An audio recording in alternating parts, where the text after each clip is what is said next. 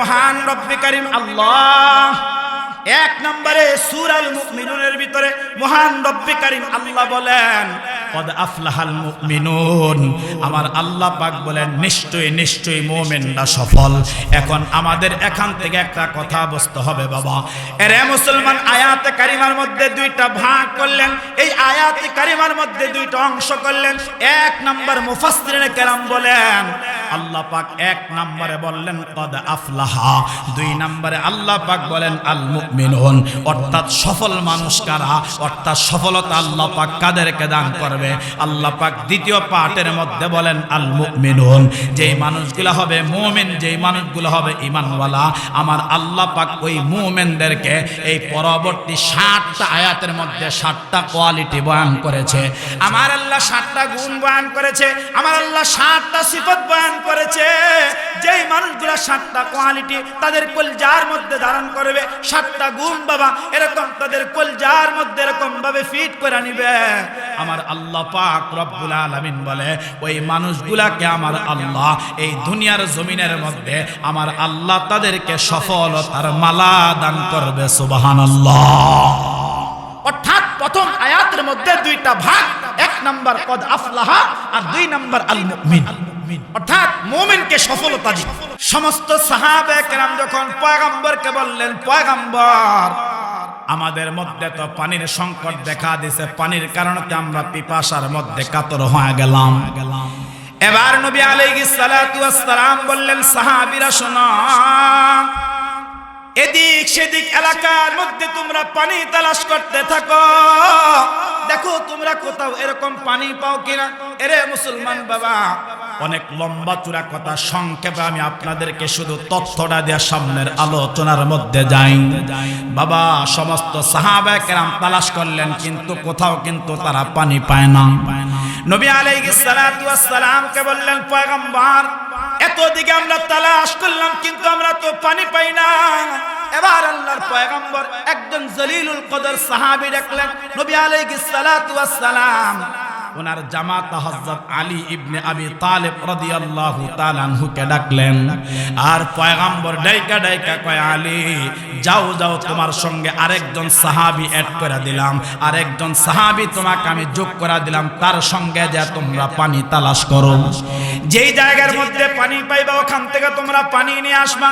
এরে মুসলমান বাবা, হযরত আলী রাদিয়াল্লাহু তাআলা আনহু এবং তার সঙ্গে থাকা সফর সঙ্গে সাহাবী এরকম এলাকার মধ্যে তন্ন তন্ন করে তালাশ করে কিন্তু কোথাও কিন্তু তারা পানি পায় না।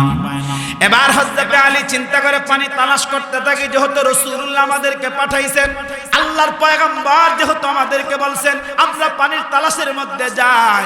এবার তালাশ করতে করতে হযরত আলী তিনি এরকম এলাকা থেকে বের হয়ে তিনি মেইন রোডের মধ্যে চলে গেছে। যখন নাকি মেইন রোডের মধ্যে হযরত আলী চলে গেছে, তার সঙ্গে থাকা সাহাবী কিনে চলে গেছে।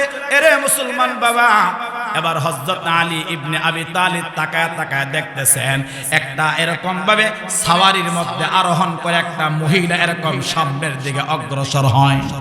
যখন মুসলমান বাবা মহিলাটা সাওয়ারির মধ্যে আরোহণ করে হযরত আলী ইবনে আবি তালিবের কাছে আসছে, হযরত আলী মহিলাকে ডাক দিলেন, এরে মা দাঁড়াও। তখন মহিলাটা যখন দাঁড়ায় গেলেন, এবার হযরত আলী ডাইকা ডাইকা বলে মা বলো বলো তোমার কাছে কি পানি আছে কিনা। এবার মহিলা ডাক দেখায় হ্যাঁ আমার কাছে তো এক মস্ক পানি আছে। সুবহানাল্লাহ। মহিলাটা যখন বললেন এক মস্ক পানি আমার কাছে বিদ্যমান, এবার হযরত আলী ডাইকা ডাইকা কয় মা এই পানি তুমি কোথায় পাইলা, এই পানি কোথায় থেকে তুমি সংরক্ষণ করলা, বলো বলো বলো ওই তথ্যটা আমাকে দাও, কোথায় থেকে তুমি পানিটা সংরক্ষণ করলাম। এবার মহিলাটা ডাইকা ডাইকা কয় যুবক আজকে এই মুহূর্তে এই জায়গার মধ্যে আমি দণ্ডায়মান, আমাকে দাঁড় করাইলা, এই জায়গার মধ্যে আমি বিদ্যমান হয়ে গেলাম, আমাকে দাঁড় করাইলা। গতকালকে এই সময়টা আমি যেই জায়গার মধ্যে ছিলাম, অর্থাৎ গতকাল যেই জায়গার মধ্যে যেই স্থানের মধ্যে আমি ছিলাম ওই জায়গা থেকে আমি পানি সংরক্ষণ করেছি, ওই জায়গা থেকে পানিটা আমি জমা করেছি। এরে মুসলমান বাবা, তখন হযরত আলী ডাইকা ডাইকা কয় মা এইটা বড় দূরের রাস্তা, এটা বড় দূরের পথ, অর্থাৎ এটা একদিনের পথ, ওই দূরের পথে যাওয়া আমার পক্ষে সম্ভব না, কারণ আমার সঙ্গী সাথীরা পানির পিপাসায় তারা কাতর হয়ে গেছে। এখন আলী ডাইকা ডাইকা কয় যেহেতু পানি তোমার কাছে আছে, তোমাকেও ছাড়া যায় না, এই মুহূর্তে তোমাকে আমি নিয়ে যাব আল্লাহর পয়গম্বরের কাছে। সুবহানাল্লাহ। এই মুহূর্তে তোমাকে আমি নবী আলাইহিস সালাতু ওয়াস সালামের কাছে নিয়ে যাব, এই মুহূর্তে তোমাকে আমি আমার পয়গম্বরের দরবারে নিয়ে যাব, এই মুহূর্তে তোমাকে আমি আমার রাসূলের কাছে নিয়ে যাব। এরে মুসলমান বাবা, তখন মহিলাটা বলতে আরম্ভ করলেন যুবক, কে তোমার পয়গম্বর, কে তোমার নবী, কে তোমার রাসূল? হযরত আলী ডাইকা ডাইকা কয় মা আমার পয়গম্বরের নাম হলো মুহাম্মাদুর রাসূলুল্লাহ, আমার পয়গম্বরের নাম হলো মুহাম্মদ, তিনি আখিরি পয়গম্বর, তিনি আল্লাহর মনোনীত পয়গম্বর, শ্রেষ্ঠ পয়গম্বর। তখন মহিলার মাথা গরম হয়ে গেছে। ওই মহিলা ডাইকা ডাইকা কয় যুবক, ওই মক্কার ধর্মত্যাগীটা, ওই মক্কার সন্ত্রাসটা, ওই মক্কার বেঈমানটা, ওই মক্কার পাগলটা, সে তোমাদের নবী। যত গালিগালাজ আছে সব দিতে আরম্ভ করলেন। এবার হযরত আলী যেহেতু তার পানির প্রয়োজন, মহিলার কথায় রাগান্বিত হতে পারে না, তখন হযরত আলী তার নিজেকে কন্ট্রোল কইরা ডাক দেয়া কয় মা যতই গালিগালাজ করো না কেন, যতই এরকম কটু বাক্য বলো না কেন, তোমার কাছে পানি যেহেতু আছে, তোমাকে আমার পয়গম্বরের কাছে যাওয়াই তোমাকে লাগবে। তুমি যত কিছু বলো না কেন, যতই বাহানা দাও না কেন, যেহেতু তোমার কাছে পানি আছে, পানির মস্ক আছে, হে মা তোমাকে যাওয়াই লাগবে আমার পয়গম্বরের কাছে। সুবহানাল্লাহ, জোরে কর। জ্ঞান বিজ্ঞান দর্শন সাহিত্যের অমর রত্ন ভান্ডার পবিত্র মহাগ্রন্থ আল কোরআন কারীমের 18 নম্বর পারায় অবস্থিত সূরার নাম সূরা আল মুমিনুন। এই সূরা আল মুমিনুনের 11টি আয়াতে কারিমা তিলাওয়াত করেছি। আল্লাহর হাবিব জনাবে মুহাম্মদুর রাসূলুল্লাহ সাল্লাল্লাহু আলাইহি ওয়া আলিহি ওয়াসাল্লামের অসংখ্য অগণিত হাদিস থেকে ছোট্ট একটি হাদিসে মোবারকা তিলাওয়াত করেছি। আল্লাহ পাক রব্বুল আলামিন চায় তো এই আয়াতে কারিমা এবং হাদিসে মোবারকাকে সামনে রেখে নির্ধারিত সময়ে নির্ধারিত বিষয়ের উপরে তাফসীরি হাইসিয়তে আল্লাহ আমাকে কিছু কথা আমলের নিয়তে মুযাকারা করা, আর কথাগুলো আমাদের সকলকে আল্লাহ শেষ পর্যন্ত আমলের নিয়তে শ্রবণ করার তৌফিক দান করুক। সকলে বলেন আমিন। আমি যে আয়াতে কারিমাগুলো তিলাওয়াত করেছি, এই সূরা আল মুমিনুনের 11টি আয়াত এবং এই হাদিস আমাদের জন্য অত্যন্ত জরুরি এবং তাৎপর্যবাহী আয়াত। তাফসীরের কিতাবের মধ্যে এবং হাদিসের কিতাবের মধ্যে এই আয়াতে কারিমাগুলার অনেক গুরুত্ব এবং মর্যাদা বয়ান করা হয়েছে। আমি আয়াতে কারিমার তাফসীরের মধ্যে যাওয়ার আগে এই আয়াতে কারিমাগুলা মহান রব্বে কারীম আল্লাহ কোন ঘটনাকে কেন্দ্র করে, কোন প্রেক্ষাপটে আল্লাহ পাক তার পয়গম্বর আলাইহিস সালাতু ওয়াস সালামের উপর নাজিল করলেন, আর কোরআনুল কারীমের যেই কোনো সূরা, কোরআনুল কারীমের যেই কোনো আয়াতে কারিমা যেই ঘটনাকে কেন্দ্র করে, যেই প্রেক্ষাপটকে কেন্দ্র করে নাজিল হয়, ওই প্রেক্ষাপটকে বলা হয় শানে নুজুল বা সবাবে নুজুল। আমি আগে আপনাদেরকে খুব সংক্ষিপ্তভাবে ছোট্ট আকারে এই আয়াত কেন আল্লাহ পাক নাজিল করলেন এটা বলে ইনশাআল্লাহ আমরা ধারাবাহিকভাবে তাফসীরি হাইসিয়তে আলোচনা করব। আল্লামা ইমাম বুখারী রাহিমাহুল্লাহ বুখারীর মধ্যে চমৎকার করে লিখেছেন, আল্লাহর পয়গম্বর আলাইহিস সালাতু ওয়াস সালাম এই দুনিয়ার জমিন থেকে নবী আলাইহিস সালাতু ওয়াস সালাম যখন বিদায় হয়ে যাবেন, অর্থাৎ রাসূলের বিদায় হওয়ার আগে আল্লাহর পয়গম্বর আলাইহিস সালাতু ওয়াস সালাম অসুস্থ। নবী আলাইহিস সালাতু ওয়াস সালামের বদন অসুস্থ হয়ে গেছে। এমত অবস্থায় আল্লাহর পয়গম্বর আলাইহিস সালাতু ওয়াস সালামের সঙ্গে সাক্ষাৎ করার জন্য, দেখা করার জন্য, মোলাকাতের জন্য দূর থেকে আরেক দেশ থেকে কিছু মানুষ তারা মদিনার দিকে রওনা হয়েছে। আল্লামা ইমাম বুখারী রাহিমাহুল্লাহ লিখেন, ওই মানুষগুলা কেন তারা মদিনার দিকে রওনা হইলেন, কারণটা কি? মদিনার দিকে আসা তাদের মাকসাদ, তাদের উদ্দেশ্যটা কি? বলে তাদের ওই জামাত, তাদের ওই কাফেলার মধ্যে ওই সময় ওই জমানার কিতাব তাওরাত, যেটা পয়গম্বর মুসা কালিমুল্লাহ আলাইহিস সালাতু ওয়াস সালামের উপরে আল্লাহ পাক নাজিল করেছেন, অবতীর্ণ করেছেন, তাদের জামাতের মধ্যে, তাদের দলের মধ্যে একজন ছিলেন, তিনি তাওরাতের হাফেজ।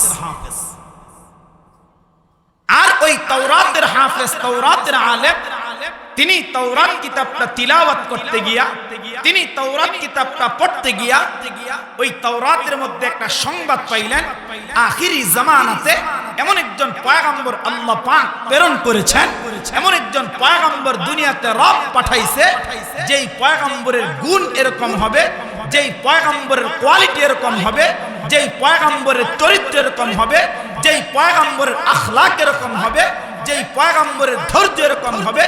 তাওরাতের মধ্যে সংবাদ পায়া তাদের দিলের মধ্যে আশা জাগছে, তাদের দিলের মধ্যে ইচ্ছা জাগছে, তাহলে ওই পয়গম্বরের মুলাকাত দরকার, ওই পয়গম্বরের সাক্ষাৎ দরকার।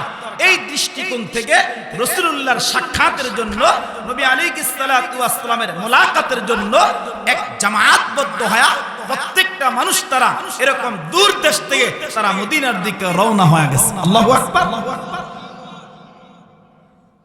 আল্লামা ইমাম বুখারী রাহিমাহুল্লাহ লিখেন, কিন্তু আল্লাহ পাকের কি মর্জি, আল্লাহ পাকের চাহতটা কি?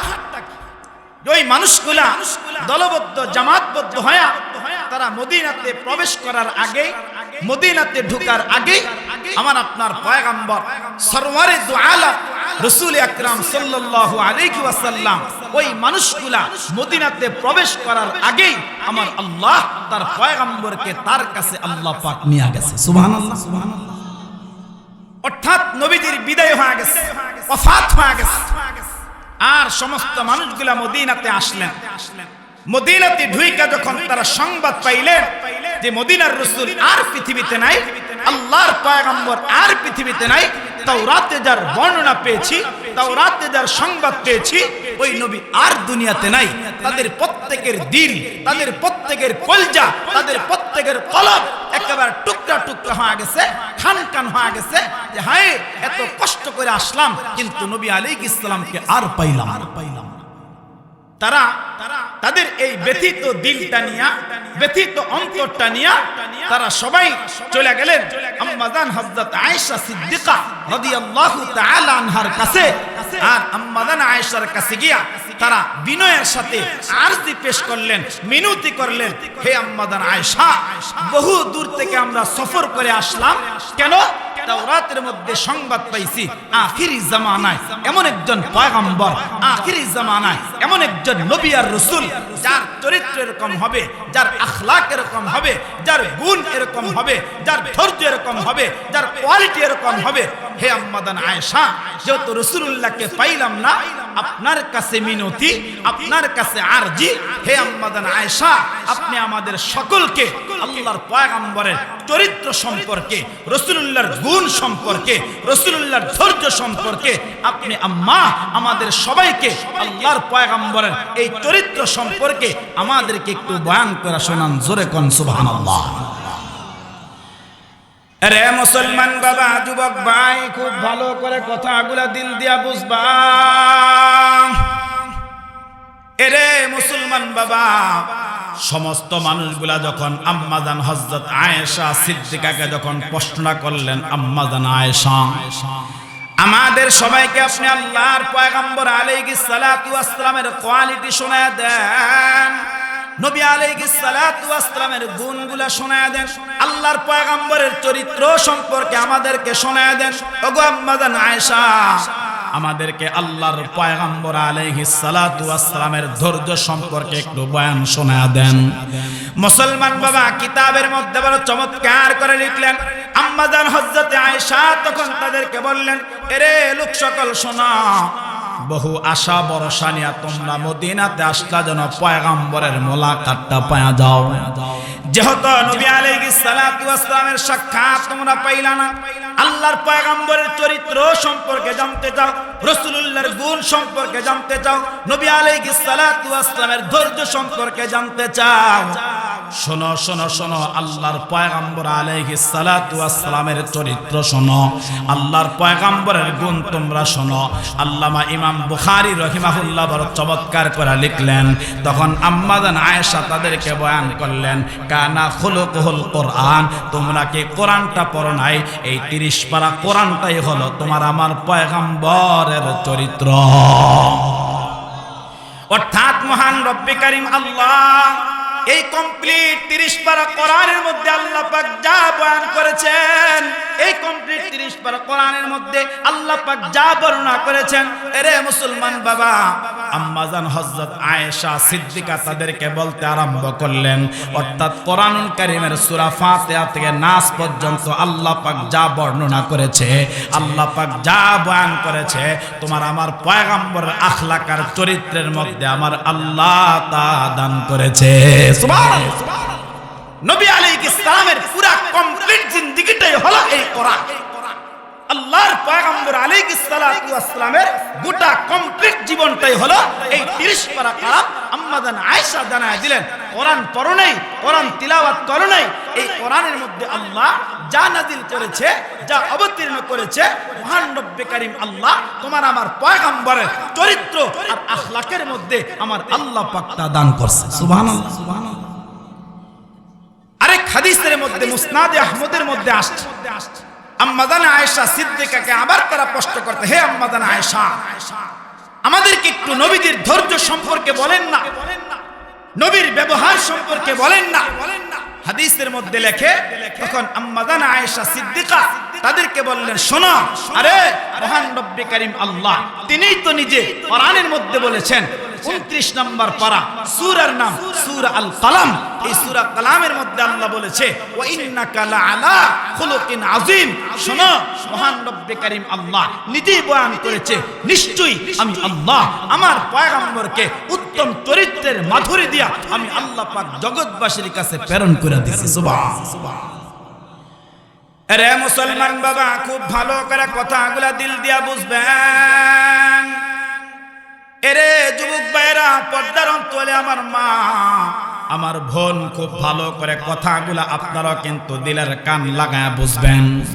বাবা, আমি আপনি কেমন একজন পয়গম্বর পাইলাম, আল্লাহ পাক কেমন একজন পয়গম্বরের উম্মত আমাকে আপনাকে বানাইলেন। মুসলমান বাবা, ছোট্ট একটা উপমা আমি আপনাদেরকে না দিলে আপনারা বুঝবেন না। নবী আলাইহিস সালাতু ওয়াস সালামের ধৈর্যটা কেমন ছিল, আল্লাহর পয়গম্বরের আখলাকটা কেমন ছিল। এরে মুসলমান বাবা, সিরাতের একটা কিতাব আছে যার নাম সুওয়ারুম মিন হায়াতিস সাহাবা। এই কিতাবের মধ্যে ডক্টর আব্দুর রহমান রহমতুল্লাহি আলাইহি চমৎকার পয়গম্বরের একটা উপমা তিনি টানলেন। এরে মুসলমান, বুখারী শরীফের 344 নম্বর হাদিস, আল্লামা ইমাম বুখারী রাহিমাহুল্লাহ বড় চমৎকার করে বুখারীর মধ্যে বললেন, আল্লাহর পয়গম্বরের আখলাকটা কেমন ছিল, রাসূলুল্লাহর চরিত্রটা কেমন ছিল। বাবা, আমাদের চরিত্র দেখলে বেঈমান মুসলমান হবে দূরের কথা, এখন আমাদের চরিত্র দেখা বিদুর্মীরা পর্যন্ত হাসাহাসি তারা করে। কথা কয় না? আমাদের আখলাক, আমাদের চরিত্র দেখা বিদুর্মী মুসলমান হবে এটা দূরের কথা, আমাদের চরিত্র দেখা এখন বিদুর্মীরা হাসাহাসি করে, আমাদেরকে নিয়ে উপহাস করে, আমাদেরকে নিয়ে ঠাট্টা করে। আওয়াজ করে কোন ঠিক কিনা? ঠিক কিনা? নবীর চরিত্র কেমন ছিল? নবীর চরিত্র এত সুন্দর ছিল, আরে আমাদের প্রত্যেকটা মানুষের উম্মত হিসাবে আমাদের পয়গম্বরের আখলাক, আমাদের পয়গম্বরের চরিত্র বলেন তো আমাদের প্রত্যেকের কলজার ভিতরে ফিট করা দরকার আছে না নাই? বলেন বলেন, আছে না নাই? তো সুওয়ারুম মিন হায়াতিস সাহাবা এই কিতাবের ভিতরে ডক্টর আব্দুর রহমান রহমতুল্লাহি আলাইহি তিনি একটা উপমা টানছে যে রাসূলুল্লাহর চরিত্র দেখা হাজার হাজার বেঈমান, হাজার হাজার কাফের নবী আলাইহিস সালাতু ওয়াস সালামের জবানের ছোট্ট কথা শুনা তারা কালিমা পড়া মুসলমান হয়ে গেছে। যেমন আল্লামা ইমাম ইবনে কাসির রাহিমাহুল্লাহ তাফসীর ইবনে কাসিরের মধ্যে লিখেছেন, মহান রব্বে কারীম আল্লাহ যখন আমার আপনার পয়গম্বরকে নবুয়ত দান করলেন, আমার আপনার পয়গম্বরকে রিসালাতের দায়িত্ব দান করলেন, তখন নবী আলাইহিস সালাতু ওয়াস সালাম মক্কার প্রত্যেকটা অলিতে গলিতে, মক্কার প্রত্যেকটা রাস্তাঘাটে, মক্কার প্রত্যেকটা বাজার ঘাটে পয়গম্বর আলাইহিস সালাতু ওয়াস সালাম ঘুরে আর মানুষদেরকে ধরে ধরে বলে, ইয়া আইয়ুহান নাস, হে লোক সকল, কুলু লা ইলাহা ইল্লাল্লাহ, হে লোক সকল তোমরা বলো লা ইলাহা ইল্লাল্লাহ। এই কথা বলবা, আমার রব আমার আল্লাহ তোমাদেরকে কামিয়াব বানায় দিবে। সুবহানাল্লাহ। এই দাওয়াত নবী আলাইহিস সালাম ঘুরা ঘুরা প্রত্যেকটা মানুষের ধারে ধারে আমার আপনার পয়গম্বর দেয়। আর নবী আলাইহিস সালাতু ওয়াস সালামকে মানুষ পাগল বলে গালি দেয়, আল্লাহর পয়গম্বরকে ধর্মত্যাগী বলে, আল্লাহর পয়গম্বরকে সন্ত্রাস বলে, আল্লাহর পয়গম্বরকে বিভিন্ন এরকম কটু কথা, বিভিন্ন গালিগালাজ নবী আলাইহিস সালাতু ওয়াস সালামকে বেঈমানরা তখন দান করে। কিতাবের মধ্যে আসছে আল্লাহর পয়গম্বর আলাইহিস সালাতু ওয়াস সালাম সাহাবীদের একটা জামাত নিয়া, একটা দল নিয়া রাসূল কোন একটা সফরে বের হয়ে গেছে। সফরে যখন পয়গম্বর বের হয়ে গেছে, লম্বা চূড়া সফর করতেছে, হঠাৎ করে সাহাবীদের ভিতরে পানির সংকট দেখা দিছে। বলেন তো কিসের সংকট? পানির সংকট দেখা দিছে। এখন বলেন তো পানি এটা অপ্রয়োজনীয় জিনিস না প্রয়োজনীয় জিনিস? একটু কথা বলেন না, প্রয়োজনীয় না অপ্রয়োজনীয়? প্রয়োজনীয়। পানি ছাড়া কিচ্ছু চলে না। পানি ছাড়া আমাদের দৈনন্দিন কোনো কাজ চলে না। পানি আমাদের প্রত্যেকের প্রয়োজন। আল্লাহর পয়গম্বর আলাইহিস সালাতু ওয়াস সালামের সাহাবীরা নবী আলাইহিস সালাতু ওয়াস সালামের কাছে আসলেন আর ডাইকা বলে, ইয়া রাসূলুল্লাহ, পানি শেষ হয়ে গেছে, তৃষ্ণা কাতর হয়ে গেছে, হে আল্লাহর পয়গম্বর একটু আমাদের জন্য আল্লাহর নুসরাত, আল্লাহর সাহায্য চান, আমাদের রব আমাদের আল্লাহ যেন পানির ব্যবস্থা করে দাও। জোরে কোন সুবহানাল্লাহ। রে মুসলমান বাবা, যুবক ভাই, খুব ভালো করে কথাগুলা দিল দিয়া বুঝবেন। সমস্ত সাহাবে কেরাম যখন পয়গম্বরকে বললেন, পয়গম্বর আমাদের মধ্যে তো পানির সংকট দেখা দিছে, পানির কারণে আমরা পিপাসার মধ্যে কাতর হয়ে গেলাম। এবার নবী আলাইহিস সালাতু ওয়াস সালাম বললেন, সাহাবীরা শোনো, এদিক সেদিক এলাকার মধ্যে তোমরা পানি তালাশ করতে থাকো, দেখো তোমরা কোথাও এরকম পানি পাও কিনা। এরে মুসলমান বাবা, অনেক লম্বা চূড়া কথা, সংক্ষেপে আমি আপনাদেরকে শুধু তথ্যটা দিয়ে সামনের আলোচনার মধ্যে যাই। বাবা, সমস্ত সাহাবায়ে কেরাম তালাশ করলেন, কিন্তু কোথাও কিন্তু তারা পানি পায় না। নবী আলাইহিস সালাতু ওয়াস সালামকে বললেন, পয়গম্বর এতদিকে আমরা তালাশ করলাম কিন্তু আমরা তো পানি পাই না। এবার আল্লাহর পয়গম্বর একজন জলিলুল কদর সাহাবী দেখলেন, নবী আলাইহিস সালাতু ওয়াস সালাম ওনার জামাতা হযরত আলী ইবনে আবি তালিব রাদিয়াল্লাহু তাআলা আনহুকে ডাকলেন। আর পয়গম্বর ডাইকা ডাইকা কয়, আলী যাও যাও, তোমার সঙ্গে আরেকজন সাহাবী এড করে দিলাম, আরেকজন সাহাবী তোমাকে আমি যোগ করে দিলাম, তার সঙ্গে যা তোমরা পানি তালাশ করো। যেই জায়গার মধ্যে পানি পাইবা ওখান থেকে তোমরা পানি নিয়ে আসবা। এরে মুসলমান বাবা, হযরত আলী রাদিয়াল্লাহু তাআলা আনহু এবং তার সঙ্গে থাকা সফর সঙ্গে সাহাবী এরকম এলাকার মধ্যে তন্ন তন্ন করে তালাশ করে, কিন্তু কোথাও কিন্তু তারা পানি পায় না। এবার হযরত আলী চিন্তা করে পানি তালাশ করতে থাকে, যেহেতু রাসূলুল্লাহ আমাদেরকে পাঠাইছেন, আল্লাহর পয়গম্বর যেহেতু আমাদেরকে বলছেন আমরা পানির তালাশের মধ্যে যাই। এবার তালাশ করতে করতে হযরত আলী তিনি এরকম এলাকা থেকে বের হয়ে তিনি মেইন রোডের মধ্যে চলে গেছে। যখন নাকি মেইন রোডের মধ্যে হযরত আলী চলে গেছে, তার সঙ্গে থাকা সাহাবীকে নিয়ে চলে গেছে। এরে মুসলমান বাবা, এবার হযরত আলী ইবনে আবি তালিব তাকায় তাকায় দেখতেছেন একটা এরকম ভাবে সাওয়ারির মধ্যে আরোহণ করে একটা মহিলা এরকম সামনের দিকে অগ্রসর হয়। যখন মুসলমান বাবা মহিলাটা সাওয়ারির মধ্যে আরোহণ করে হযরত আলী ইবনে আবি তালিবের কাছে আসছে, হযরত আলী মহিলাকে ডাক দিলেন, এরে মা দাঁড়াও। তখন মহিলাটা যখন দাঁড়া গেলেন, এবার হযরত আলী ডাইকা ডাইকা বলে, মা বলো বলো তোমার কাছে কি পানি আছে কিনা। এবার মহিলা ডাক দেখায়, হ্যাঁ আমার কাছে তো এক মস্ক পানি আছে। সুবহানাল্লাহ। মহিলাটা যখন বললেন এক মস্ক পানি আমার কাছে বিদ্যমান, এবার হযরত আলী ডাইকা ডাইকা কয়, মা এই পানি তুমি কোথায় পাইলা, এই পানি কোথায় থেকে তুমি সংরক্ষণ করলা, বলো বলো বলো। ওই তথ্যটা আমাকে দাও, কোথায় থেকে তুমি পানিটা সংরক্ষণ করলাম? এবার মহিলাটা ডাইকা ডাইকা কয়, যুবক, আজকে এই মুহূর্তে এই জায়গার মধ্যে আমি দণ্ডায়মান, আমাকে দাঁড় করাইলা। এই জায়গার মধ্যে আমি বিদ্যমান হয়ে গেলাম, আমাকে দাঁড় করাইলা। গতকালকে এই সময়টা আমি যেই জায়গার মধ্যে ছিলাম, অর্থাৎ গতকাল যেই জায়গার মধ্যে, যেই স্থানের মধ্যে আমি ছিলাম, ওই জায়গা থেকে আমি পানি সংরক্ষণ করেছি, ওই জায়গা থেকে পানিটা আমি জমা করেছি। এরে মুসলমান বাবা, তখন হযরত আলী ডাইকা ডাইকা কয়, মা, এইটা বড় দূরের রাস্তা, এটা বড় দূরের পথ, অর্থাৎ এটা একদিনের পথ, ওই দূরের পথে যাওয়া আমার পক্ষে সম্ভব না, কারণ আমার সঙ্গী সাথীরা পানির পিপাসায় তারা কাতর হয়ে গেছে। এখন আলী ডাইকা ডাইকা কয়, যেহেতু পানি তোমার কাছে আছে, তোমাকেও ছাড়া যায় না, এই মুহূর্তে তোমাকে আমি নিয়ে যাব আল্লাহর পয়গম্বরের কাছে। সুবহানাল্লাহ। এই মুহূর্তে তোমাকে আমি নবী আলাইহিস সালাতু ওয়াস সালামের কাছে নিয়ে যাব। এই মুহূর্তে তোমাকে আমি আমার পয়গম্বরের দরবারে নিয়ে যাব। এই মুহূর্তে তোমাকে আমি আমার রাসূলের কাছে নিয়ে যাব। এরে মুসলমান বাবা, তখন মহিলাটা বলতে আরম্ভ করলেন, যুবক, কে তোমার পয়গম্বর, কে তোমার নবী, কে তোমার রাসূল?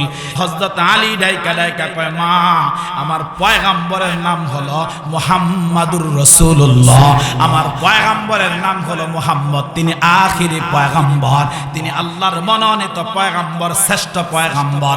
তখন মহিলার মাথা গরম হয়ে গেছে। ওই মহিলা ডাইকা ডাইকা কয়, যুবক, ওই মক্কার ধর্মত্যাগীটা, ওই মক্কার সন্ত্রাসটা, ওই মক্কার বেঈমানটা, ওই মক্কার পাগলটা, সে তোমাদের নবী। যত গালিগালাজ আছে সব দিতে আরম্ভ করলেন।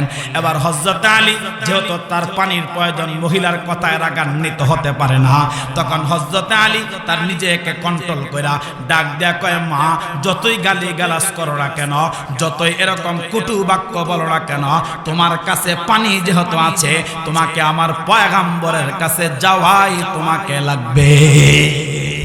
তুমি যত কিছু বলো না কেন, যতই বাহানা দাও না কেন, যেহেতু তোমার কাছে পানি আছে, পানির মস্ক আছে, হে মা, তোমাকে যাওয়াই লাগবে আমার পয়গম্বরের কাছে। সুবহানাল্লাহ, জোরে কর। এবার মহিলা একটা বাহানা ধরছে। মহিলা ডাইকা ডাইকা কয়, আলী, আমার তো স্বামী নাই, আমার স্বামী মারা গেছে। আলী, এরকম ভাবে, যুবক শোনো, আমার কয়েকটা সন্তান আছে, আমাকে যদি ওই মুহাম্মদ নামের ধর্মত্যাগীর কাছে, ওই মুহাম্মদ নামের সন্ত্রাসের কাছে নিয়ে যাও, আলী, সে আমাকে হত্যা করে ফেলবে, আমাকে মাইরা ফেলবে, আমার সন্তানগুলো এতিম হয়ে যাবে। এ আলী, আমাকে ছাইরা দাও, আমাকে ওই মুহাম্মদের কাছে নিয়ে যাও। দেখেন তাদের থিওরি, তাদের চিন্তা, তাদের নবীদের ব্যাপারে তাদের দিলের মধ্যে চিন্তাটা কি, যে রাসূলুল্লাহ ধর্মত্যাগী, তিনি তো রবের মনোনীত ধর্ম ইসলাম নিয়ে আসছে। আরে নবী আলাইহিস সালাতু ওয়াস সালাম হাদিসের মধ্যে বলেছে, আনা আখিদুম বিহুজাজিকুম আনিন নার। এই तमाम পৃথিবীর প্রত্যেকটা মানুষ এরকম জাহান্নামের ধারপ্রান্তিকা দাঁড়ায় আছে, আর আল্লাহ পয়গম্বর পাঠাইছে, আল্লাহ পাক নবী পাঠাইছে, আল্লাহ পাক আমার রাসূলকে পাঠাইছে। নবী আলাইহিস সালাতু ওয়াস সালাম ওই জাহান্নামী মানুষগুলার কোমরের মধ্যে রশি লাগায়া লাগায়া আমার আপনার পয়গম্বর তাই না ওই মানুষগুলাকে আল্লাহর পয়গম্বর এরকম জান্নাতের কাতারের মধ্যে উঠায়া দিছে। সুবহানাল্লাহ, জোরে কইতেন না? উঠায় দিছে নবী আলাইহিস সালাতু ওয়াস সালামকে কাতার। এরকম ভাবে মহিলা গালি দিতে আরম্ভ করলেন, বিভিন্ন কথা বলতে আরম্ভ করলেন। হযরত আলী কয়, মা, যতই কথা বলো না কেন, পানি যেহেতু আছে, তোমাকে আমার পয়গম্বরের কাছে যাওয়াই লাগবে। চিল্লা এখন আল্লাহু আকবার। আরে মুসলমান বাবা, যুবক ভাই, খুব ভালো করে শেষ কথাটা দিল দিয়া বুঝবা। মহিলা যখন চিন্তা করতে আরম্ভ করলেন, আরে আমি তো একজন নারী, আমি তো অবলা একজন নারী, আমাকে তো আল্লাহ পাক দুর্বল করে বানাইছেন, আর যেহেতু তারা দুইজন পুরুষ, তাদের সঙ্গে কোনোভাবে তো আমি এরকম ভাবে পারবো না।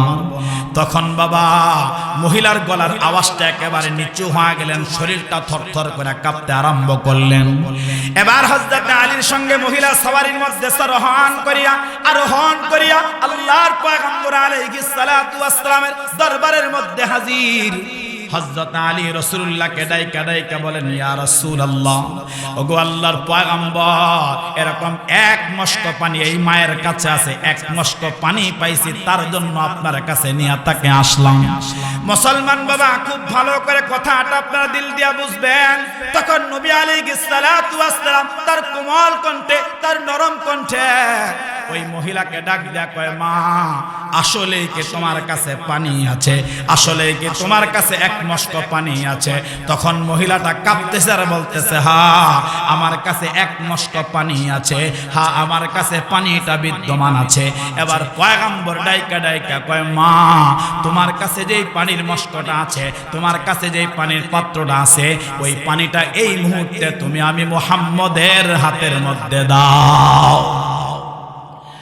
মুসলমান বাবা, নবী আলাইহিস সালাতু ওয়াস সালামের কাছে পানির পাত্রটা যখন মহিলা উঠায় দিলেন, এবার পয়গম্বর একটা এলান করে দিলেন, আমার আপনার পয়গম্বর একটা ঘোষণা করলেন, সমস্ত সাহাবীদেরকে ডাইকা বললেন, এরে আমার সাহাবীরা শোনো, এই যে তোমাদের সামনে পাত্রটা আমি ওপেন করে দিলাম, তোমাদের সামনে আমি পাত্রটাকে এরকম ওপেন করে দিলাম, এই পাত্র থেকে যত সাহাবীরা আছো, এই পাত্র থেকে তোমরা পানি পান করতে থাকো।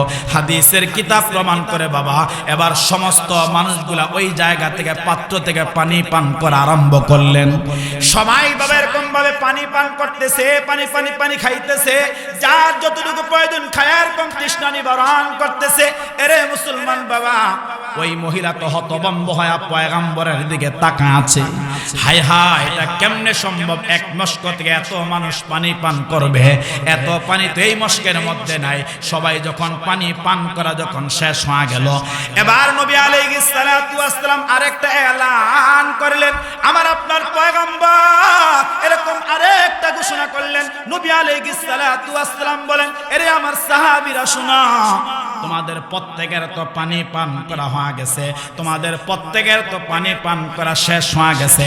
দ্বিতীয় এলানটা পয়গম্বর করলেন, সাহাবীরা, তোমাদের যার কাছে যেই ভাণ্ড আছে, তোমাদের যার কাছে যেই পাত্র আছে, এই মশক থেকে সবাই তোমাদের পাত্রগুলা বইরা রাখো।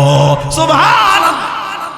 সবাই তোমাদের পাত্রগুলা এখান থেকে পানি নিয়া সবাই বইরা রাখো, যার কাছে যেই পাত্র আছে, যার কাছে যেই মশক আছে, তাড়াতাড়ি ভরো।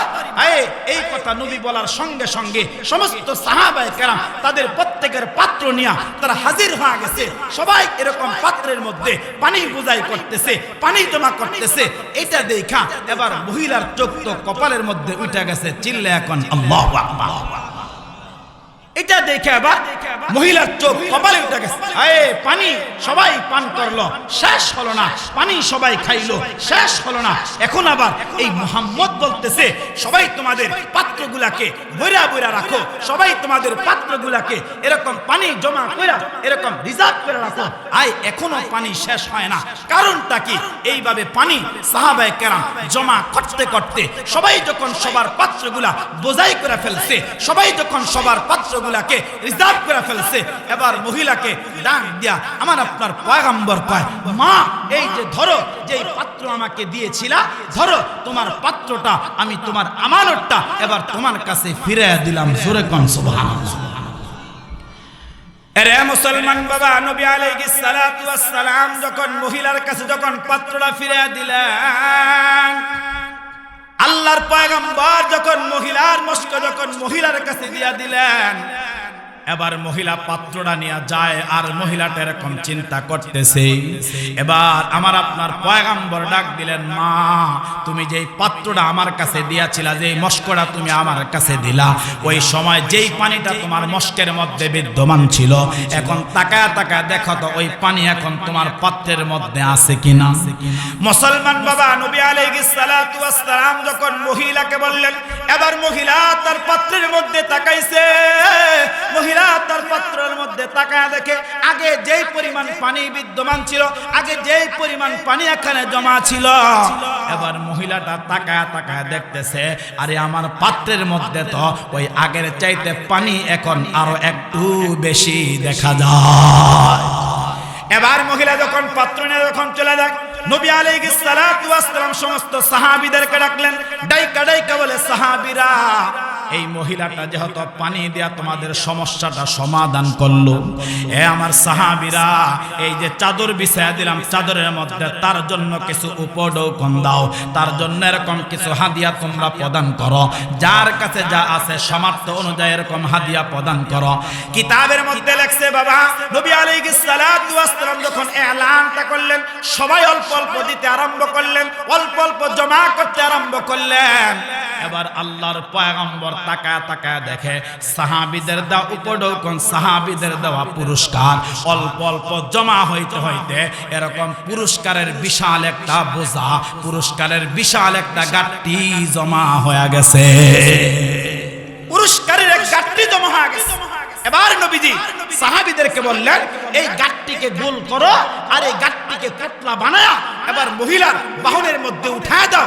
ওই মহিলার বাহনের মধ্যে যখন উঠায় দিছে, এই মহিলা বারবার চিন্তা করতেছে, আরে যাকে ধর্মত্যাগী বলতাম, যাকে সন্ত্রাস বলতাম, যাকে পাগল বলতাম, যাকে গালি দিতাম, আয় তার চরিত্রটা এত সুন্দর, আয় তার আখলাকটা এত সুন্দর, আয় তার ব্যবহারটা এত সুন্দর, তিনি দুনিয়ার সাধারণ কোন মানুষ নয়, তার ব্যবহার, তার চরিত্র, তার আখলাক এটাই দালালত করে তিনি সাধারণ মানুষ নয়, তিনি আল্লাহর আখিরি পয়গম্বর। চিল্লায়া কোন আল্লাহু আকবার। তার এই চরিত্রই দালালত করে, তার এই চরিত্রে প্রমাণ করে তিনি সাধারণ মানুষ নয়, এটা ভাবতেছে। আর মহিলা যায় যখন ওই যে মেইন রুট থেকে হযরত আলী তাকে নিয়ে আসছে, এবার রাস্তা ধরছে, ওই রাস্তায় গিয়া দেখে যে কাফেলার সঙ্গে তিনি ছিলেন, ওই কাফেলা পিছন থেকে এবার তার কাছে সামনে আইসা গেছে। এবার কাফেলার সবাই ডাইকা বলে, তুমি তো আমাদের অনেক আগে ছিলা, আরে তুমি এত পিছনে কেমনে পড়লা? এবার মহিলা ডাক দেয়া কয়, শোনো আমি কেমনে পিছে পড়েছি, শোনো আমার সঙ্গে এরকম আশ্চর্য ঘটনা ঘটছে, এরকম সঙ্গীর ঘটনা ঘটছে, যেটা শুনলে তোমরা আশ্চর্য হইবা, যেটা শুনলে তোমরা হতভম্ব হইবা। সবাই ডাক দিয়ে বলে, কি ঘটনা ঘটছে আমাদেরকে বলো।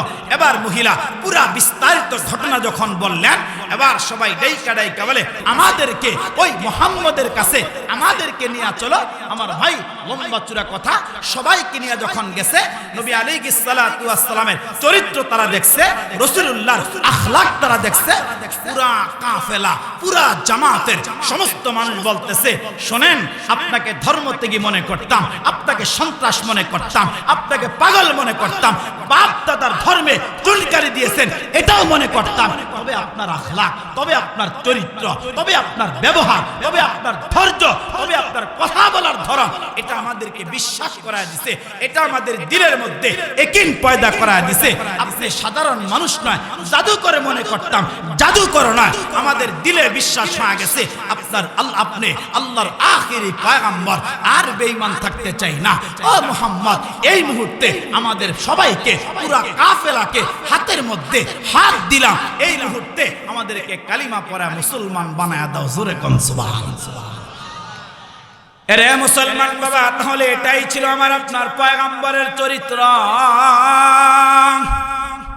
এটাই কিন্তু ছিল বাবা আমার আপনার পয়গম্বরের আখলাক, এটাই কিন্তু ছিল বাবা আমার আপনার পয়গম্বরের কথা বলার মাধুর্যতা। এরে মুসলমান বাবা, আম্মাজান হযরত আয়েশা সিদ্দিকা সবাইকে ডাইকা ডাইকা বললেন, আমার আল্লাহ কোরআনুল কারীমের মধ্যে তো তোমার আমার পয়গম্বরের আখলাক বয়ান করছে।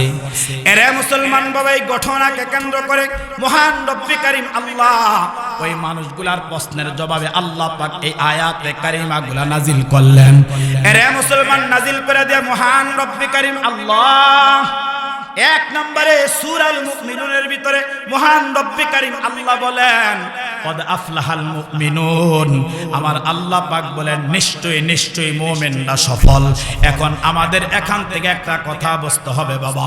এরে মুসলমান, আয়াতে কারিমার মধ্যে দুইটা ভাগ করলেন, এই আয়াতে কারিমার মধ্যে দুইটা অংশ করলেন। এক নম্বর মুফাসসিরিনে কেরাম বলেন, আল্লাহ পাক 1 নম্বরে বললেন কদ আফলাহা, 2 নম্বরে আল্লাহ পাক বলেন আল মুমিনুন, অর্থাৎ সফল মানুষ কারা, অর্থাৎ সফলতা আল্লাহ পাক কাদেরকে দান করবে।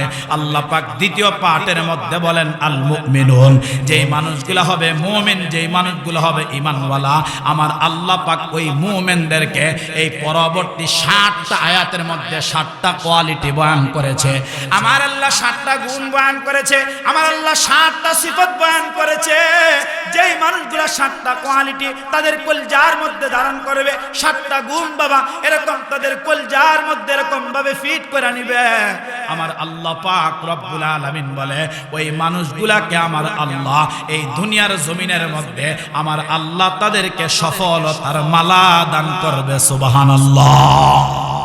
অর্থাৎ প্রথম আয়াতের মধ্যে 2টা ভাগ, 1 নাম্বার কদ আফলাহা আর 2 নাম্বার আল মুমিন, অর্থাৎ মুমিনকে সফলতা দিবে। এখন আমি এখান থেকে আপনাদেরকে একটা ব্যাখ্যা শোনাই।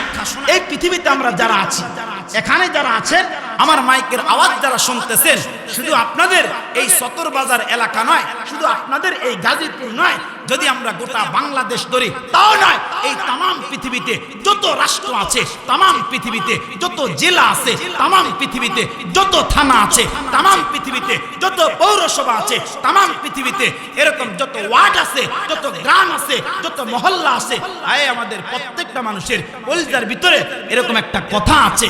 আমি মনে করছি সফলতার ব্যাখ্যায় মুফাসসিরিনে কেরাম লিখে যে দুনিয়ার মানুষ সে একটু এরকম টাকাওয়ালা হয়ে গেলে মনে হয় সফল হয়ে গেছে, দুনিয়ার মানুষ চাকরিতে উন্নতি হলে মনে হয় সফল হয়ে গেছে, দুনিয়ার মানুষ এরকম সন্তান ভালো পড়াশোনা করলে মনে হয় সফল হয়ে গেছে। কিন্তু মহান রব্বে কারীম আল্লাহ এই সফলতা দিয়া আমার আল্লাহ কোন সফলতা বুঝায়, কোনটা বুঝায়?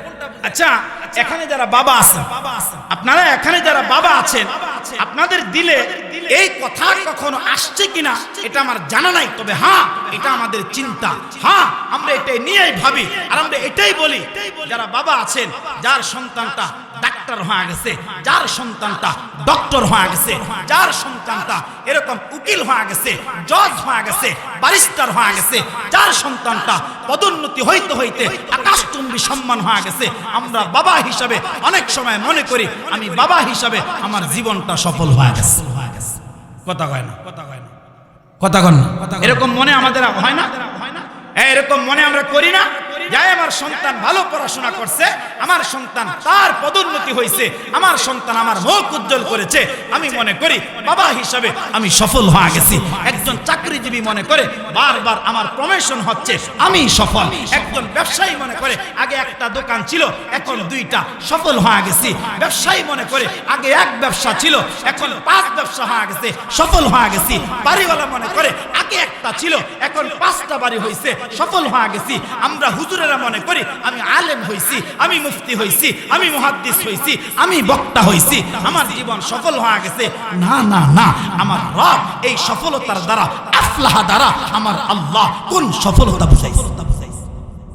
আমাদের দেশে যেহেতু এখন আমাদের দেশে অভ্যন্তরীণকালীন সরকার চলছে, আমার একটা অভ্যাস, যারা আমার আলোচনা আগে পরে শুনছেন, আমি আসলে কারো বিরুদ্ধেও বলতে পারি না, আর আমি রাজনৈতিক কোন আলোচনাও কোন ইস্যু নিয়ে কথাও বলতে পারি না। তবে হ্যাঁ, এটা বর্তমান ইস্যুর মধ্যে এটাই বলছি, কত মানুষ আছে ক্ষমতায় আসে নাই, কিন্তু এখন তার গরমে, এখন তার পাওয়ারে এলাকার মানুষ শান্তিতে বর্তমানে এলাকায় বাস করতে পারে না। কথা কয় না, কথা কয় না। আপনি আমার ওয়াজ বুঝেননি, কথা বুঝেননি, এরকম আছে না নাই? কথা কয় না, আছে না নাই? সে মনে করে সফল, সে মনে করে সফল। আমি গতকাল এই কথা বলেছি, সে মনে করে সফল। কত যুবক আছে, কত যুবক ভাই আছে, সে রাস্তা দিয়ে হাঁটতে মনে করে জমিন কাঁপে, মানুষ কাঁপে, এটা মনে করে। আরে তুমি এটা মনে করে জমিন কাঁপে, কিন্তু তোমার রব কি বলেছে, তোমার মালিক কি বলেছে? পয়গম্বর হাদিসে বলছে, যুবক জমিন কাঁপায় না, জমিন কাঁপলে বুক টান টান করে চলো না, এর দ্বারা সফল মনে করো না। আরে যুবক, তুমি যদি আল্লাহর কাছে ক্ষমা চায়া, আল্লাহর কাছে মাফ চায়া, কিন্তু অপরাধের জন্য ক্ষমা চায়া, জমিনে যদি কপাল ঠেকা একটা সেজদা লাগাও, তোমার আমার পয়গম্বর বলে ওই যুবকের সেজদায় আল্লাহ পাকের আরশটা এরকম থরথর করে কাঁপতে থাকে। সুবহানাল্লাহ। এই সফলতার দ্বারা আমি আপনি কোন সফলতা বুঝলাম? আমার ভাই, তাফসীরে মারিফুল কোরআন, বয়ানুল কোরআন, তাফসীরে কুরতুবী, ইবনে কাসির সহ প্রায় 7 থেকে 8টা তাফসীরের কিতাবের মধ্যে আসছে আসলে সফল বলতে আল্লাহ কি বুঝাইল। যেমন আপনাদের এই এলাকার মধ্যে বলেন তো মসজিদ আছে না নাই? একটু জোরে বলতে হবে, আছে না নাই? আপনাদের এলাকা প্রত্যেকটা মসজিদের মধ্যে বলেন তো দৈনিক 5 ওয়াক্ত নামাজের আজান হয় কি হয় না? একটু জোরে কোন হয় কি হয় না? জোরে কইবেন কেমনে? নামাজই তো পড়ে না। কথা কয় না, কথা কয় না, নামাজই তো। আজান কখন হয় খবর তো যুবকের মধ্যে নাই। তার কাছে ফেসবুকের খবর আছে, তার কাছে টিকটকের খবর আছে, তার কাছে দুনিয়ার পোষা গান্দা নাপাক নাটক থিয়েটারের খবর আছে, তার কাছে আজানের খবর নাই। নামাজ তো পড়ে, সম্পর্ক তো ওইটার সাথে নাই। তো আজান বলেন তো দৈনিক কয় ওয়াক্ত হয়? আরো জোরে কয় ওয়াক্ত? 5 ওয়াক্ত। এরপরে 5 ওয়াক্ত নামাজের আগে ইকামত আছে না নাই? বলেন বলেন, আছে না নাই? ওই 5 ওয়াক্ত নামাজের আজানে এবং 5 ওয়াক্ত নামাজের ইকামতে আমার ভাই এই ব্যাখ্যার মধ্যে মুফাসসিরিনে কেরাম লিখেছে, আমি কামরুজ্জামানকে, আমার নাম কামরুজ্জামান, আমাকে বারবার আমার রব এই কথা বলতেছে, ও কামরুজ্জামান হাইয়া আলাস সালাহ, আসো কল্যাণের দিকে আসো। ও কামরুজ্জামান হাইয়া আলাল ফালাহ, আসো তুমি সফলতার দিকে আসো। আমার ভাই ইকামতে বলতেছে হাইয়া আলাস সালাহ, ইকামতে বলতেছে হাইয়া আলাল ফালাহ। মহান রব্বে কারীম আল্লাহ সফলতার দিকে ডাকলেন, মহান রব্বে কারীম আল্লাহ কল্যাণের দিকে ডাকলেন। আমার ভাই এই সফলতার দ্বারা কোন সফলতা বুঝলাম? মহান রব্বে কারীমের পয়গম্বরের হাদিস নকল করে মুহাদ্দিসরা বলে এই সফলতার দ্বারা আমার আল্লাহ ওই সফলতাকে বুঝাইছে, আর ওই সফল মানুষকে বুঝাইছে যে কোন ব্যক্তি সফল হবে, কোন ব্যক্তি সফল কাম হবে। মুহাদ্দিসিনে কেরাম বলে যেই মানুষটা তার মায়ের ছোট্ট অন্ধকার পেট থেকে দুনিয়াতে পদার্পণ করেছে, বালেগ হয়ে গেছে, তার জিন্দেগীর সমস্ত চাহিদা পূরণ হবে, তার জিন্দেগীর সমস্ত চাহাত পূরণ হবে। যেই মানুষটা অসুস্থ হবে না, যেই মানুষটা সুস্থ থাকবে, যেই মানুষটা বিপদ থাকবে না, যেই মানুষটা মুসিবত থাকবে না, এই সকল মহা কিছু থেকে যেই মানুষটা নিরাপদ, আমার আল্লাহ বলেন ওই মানুষটাই আমি আল্লাহর আদালতে সফল। জোরে কোন সুবহানাল্লাহ। এখন আমরা যদি এই দৃষ্টিকোণ থেকে আলোচনা করি, যদি শুধু এই সফলতার কথা নিয়ে আলোচনা করি, তাহলে কমাস কম আমার আরো 2 ঘন্টা সময় লাগবে। এত সময় যেহেতু নাই, সংক্ষেপ 2 মিনিটে বলছি। এই দৃষ্টিকোণ থেকে যদি আমি আপনি আলোচনা করি আমার ভাই, তাহলে আমার মতো কামরুজ্জামান কেন, আপনাদের মতো এই হাজার জনতা কেন, তাম বাংলাদেশের মানুষ কেন, আমার ভাই এই দৃষ্টিকোণ থেকে আল্লাহ দুনিয়াতে আমাদেরকে কেন, আল্লাহ পাক আদম থেকে নিয়ে আমার আপনার পয়গম্বর পর্যন্ত কোন নবী রাসূলকে আমার আল্লাহ এই দৃষ্টিকোণ থেকে আল্লাহ পাক সফলতা দান করে নাই। শুধু ঠিক মুখে বললে হবে না, দলিল নেন, মুখস্থ ওয়াজ না, দলিল নেন। দলিল কি আমি আপনাদের কাছে জানতে চাই। আপনারা আওয়াজ করে বলেন তো, এই পৃথিবীতে আল্লাহ আদম থেকে নিয়ে আমার আপনার পয়গম্বর পর্যন্ত যত নবী আলাইহিস সালাতু ওয়াস সালাম প্রেরণ করেছেন, বলেন তো দুনিয়াতে আসার পরে নবীদের দুঃখ এবং কষ্ট বলেন তো ছিল কি ছিল না? না, আর একটু আস্তে কোন, মহিলারা শুনবো। ছিল কি ছিল না? ছিল। নবীরা পৃথিবীতে আসার পর অসুস্থ হয়েছে কি হয় নাই? নবীরা পৃথিবীতে আসার পরে শত্রুর সম্মুখীন হয়েছে কি হয় নাই? বিপদের মধ্যে মুবতালা হয়েছে কি হয় নাই? আরে এমন কি আমার আপনার পয়গম্বর, এমনকি আমার আপনার পয়গম্বর সরওয়ারে দু আলম নবী, আমার আপনার পয়গম্বরও আল্লাহর কাছে যখন যা চেয়েছেন আমার আল্লাহ আমার আপনার পয়গম্বরকে সাথে সাথে আল্লাহ তা দান করে নাই। সিরাতে মুগলতাই বলেন, সিরাত ইবনে হিশাম বলেন, সিরাতের প্রত্যেকটা কিতাবে আছে নবীজির গোটা জিন্দেগীর একটা আশা ছিল, একটা আকাঙ্ক্ষা ছিল। রাসূলুল্লাহ এরকম ভাবে 3য় নম্বর অভিভাবক যেই মানুষটা ছিল তার নাম ছিল আবু তালেব। রাসূলকে বড় মুহাব্বত করছে। আয় কেমন মুহাব্বত, এটা নিয়ে কথা বললো লম্বা হবে। তবে নবীর দিলের একটা আশা ছিল আমার চাচা আবু তালেব যেন কালিমা পড়া মুসলমান হয়ে যায়। আপনাদের জানা থাকলে বলেন তো, আবু তালেব এত দাওয়াত দেওয়ার পরও আবু তালেব কালিমা পড়া মুসলমান হইছে? কথা কয় না, হইছেনি? বারংবার দিছে। তবে নবীর জিন্দেগি, আবু তালেবের জিন্দেগির শেষ সময় জিন্দেগীর একেবারে শেষ সময় অন্তিম মুহূর্তে সাকরাত আরম্ভ হয়। আবু তালেব অল্প সময় দুনিয়ার থেকে বিদায় হয়ে যাবে, এমত অবস্থায় আমার আপনার পয়গম্বর যার জার করে চোখের পানি ছেড়া হাউমাউ করে নবী আবু তালেবের মাথার পাশে বৈশা কাঁদতেছে আর ডাইকে বলতেছে, চাচা সারাটা জীবন তোমাকে দাওয়াত দিলাম, ও চাচা এত মুহাব্বত আমাকে করো, এত ভালো তুমি আমাকে বাসো, চাচা এই অন্তিম মুহূর্তে এই শেষ সময় আমার দিলের একটা আশা, তুমি শুধু এতটুকু কথা বলো লা ইলাহা ইল্লাল্লাহ, আর বাকিটা বলা লাগবে না। আল্লাহ একজন স্বীকৃতি দাও, মালিক একজন স্বীকৃতি দাও, তিনি ছাড়া আর কোন ইলাহ নাই, এই কথাটা বলো। হে চাচা আমি ওয়াদা করলাম ওই কিয়ামতের ময়দানে আমি মুহাম্মদ তোমাকে আল্লাহর আদালত থেকে সুপারিশ করে আমার আল্লাহর জান্নাতের মালিক বানায় দিই। আরে মুসলমান বাবা, যুবক ভাই, খুব ভালো করে কথাটা দিল দিয়া বুঝা। নবী আলাইহিস সালাতু ওয়াস সালাম বারংবার বলতেছেন, চাচা একটা বার শুধু জবানটা দিয়ে বলেন লা ইলাহা ইল্লাল্লাহ। ও চাচা এই কথা বলেন, আল্লাহ ছাড়া আর কোনো মাবুদ নাই, আল্লাহ ছাড়া আর কোনো ইলাহ নাই।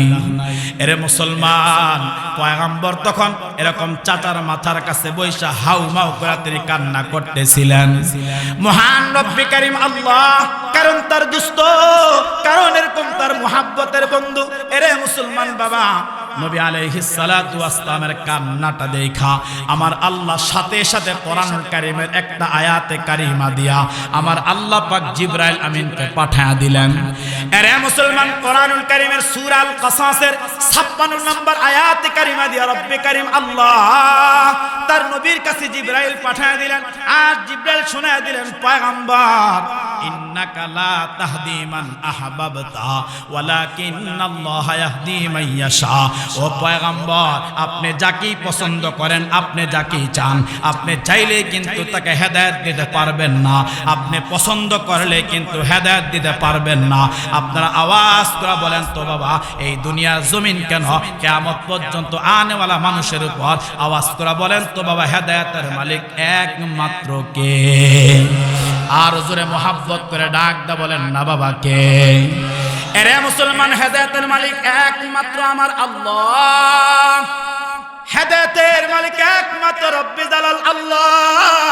দুনিয়ার কোন পয়গম্বরের হাতের মধ্যে হেদায়েত দেয় নাই, দুনিয়ার কোন নবীর হাতের মধ্যে দেয় নাই, কোন রাসূলের হাতের মধ্যে দেয় নাই, দুনিয়ার কোন সাহাবীদের হাতের মধ্যে দৌলতটা আমার আল্লাহ দেয় নাই। বাবা, দুনিয়ার মধ্যে কোন আলেমদের হাতের মধ্যে হেদায়েত নাই, এরকম দুনিয়ার কোন পীরের হাতের মধ্যে হেদায়েত নাই। আপনারা আওয়াজ করে বলেন তো বাবা, হেদায়েতের একমাত্র মালিক কে? তাহলে মুসলমান, এই দৃষ্টিকোণ থেকে বুঝতে পারলাম নবীদেরকে আল্লাহ সফলতা দেয় নাই। আর কেন দেয় নাই? কেন আল্লাহ সফলতা দেয় নাই? তাফসীরে মারিফুল কোরআনের মধ্যে আল্লামা মুফতি শফি সাহেব রহমাতুল্লাহ আলাইহি লিখে, আল্লাহ কেন জমিনের মধ্যে সফলতা দেয় নাই, কেন আল্লাহ সফলতা দেয় নাই।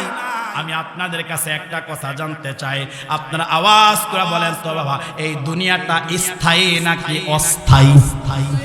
কথা কয় না। এই দুনিয়ার শুরু আছে, শেষ আসেনি, কথা কয় না। দুনিয়ার পরে আরেকটা জগৎ, ওই আলমে কবর। আপনারা আওয়াজ করে বলেন তো বাবা, ওই কবরের জিন্দেগির শুরু হবে, শেষ আসেনি, কথা কয় না আসেনি। আমার আল্লাহ ডাক দেয়া কয়, গোলাম আমি আল্লাহ পাক অস্থায়ী দুনিয়ার মধ্যে তোকে সফলতা দিব না। আরে আমি যদি আমার বান্দাকে দুনিয়ার জমিনের মধ্যে সফলতা দেই, আমি আল্লাহ যদি এত বড় একটা নিয়ামত দুনিয়াতে দান করি, আমার বান্দার সফলতা শেষ হয়ে যাবে, আমার বান্দার সফলতাটা এরকম ভাবে ফুরায় যাবে। এই জন্য আমি আল্লাহ পাক দুনিয়ার মধ্যে সফলতা রাখি নাই, আমার বান্দার জন্য এমন একটা জায়গার মধ্যে সফলতা বানায় রাখলাম, এমন একটা জায়গার মধ্যে সফলতা রিজার্ভ করে রাখলাম। ওই জায়গাটার নাম হলো আমার আল্লাহর বানানো জান্নাত। সুবহানাল্লাহ। ওই জায়গার নাম হলো জান্নাত। আর ওই জান্নাত কেমন?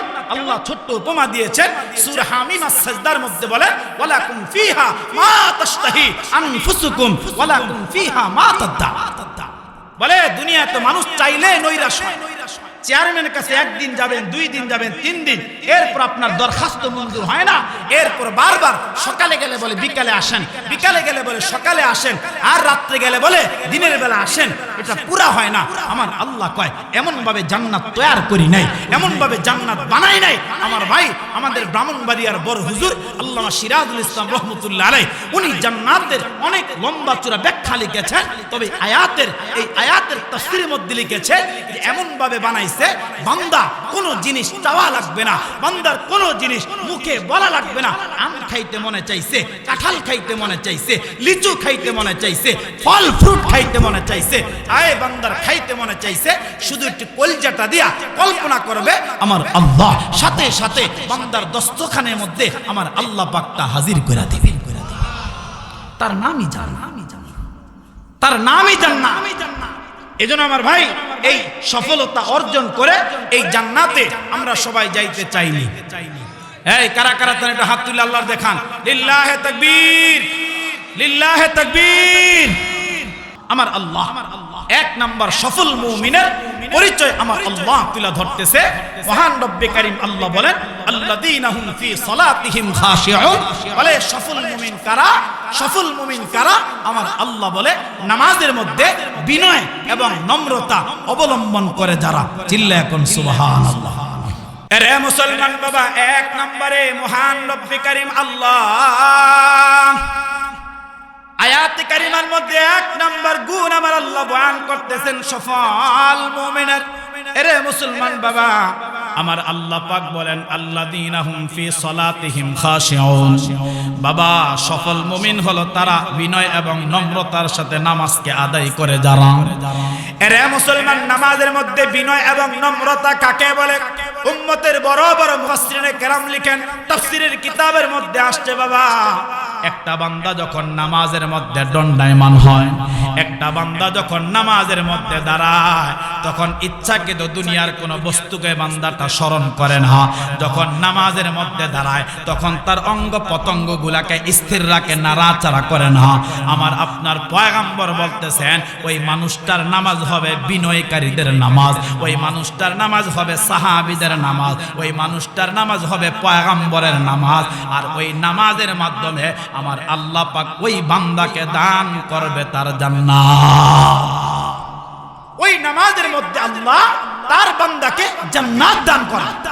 এখন আমরা দেখবেন এরকম ভাবে সারাদিন বিভিন্ন কর্ম করি, কাজ করি, ব্যস্ততার সাথে নামাজে যাই। আমরা নামাজের মধ্যে এত উদাসীন, নামাজের মধ্যে এত বেখেয়াল, আমাদের এত হেলাই ফেলায় নামাজকে আদায় করি।